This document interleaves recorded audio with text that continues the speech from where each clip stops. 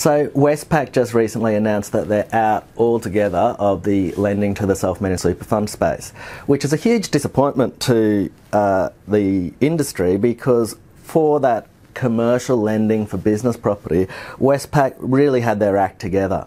With the other banks, you really don't know what their rules might be, and they seem to change from a day-to-day basis. So it's even more important than ever now, if you're looking at borrowing through the self-managed super fund, to make sure that you've got that right advice. See a mortgage broker who knows exactly what bank's offering what and what appetite for lending they've got at any particular time, because it seems to be changing, if not week to week, even day to day, the bank's appetite for lending. It also, I think, means is with less and less of the big banks in the market, probably there's a fair risk down the track that when that interest-only period finishes, that we might not be able to refinance that to another interest-only kind of period.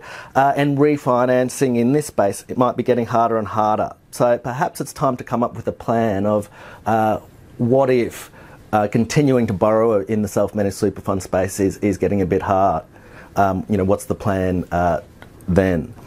Also, perhaps considering other strategies than borrowing through your self-managed super funds. So, for example, for getting that business premises into super, using an instalment contract. So it's another type of financing arrangement where that property can come into the super fund over a period of, say, 10 years, and from day one, the super fund is entitled to the rent for the property. It pays a financing fee back to the vendor, and it's not until the whole of that purchase price is paid off that the property's transferred over. And we might be able to do that without stamp duty or without capital gains tax. So there's lots of other strategies too of thinking outside the box, where we might be able to still achieve the same kind of gearing result, but not have to rely on the banks lending to that self-managed super fund space. So always interested to chat about this topic.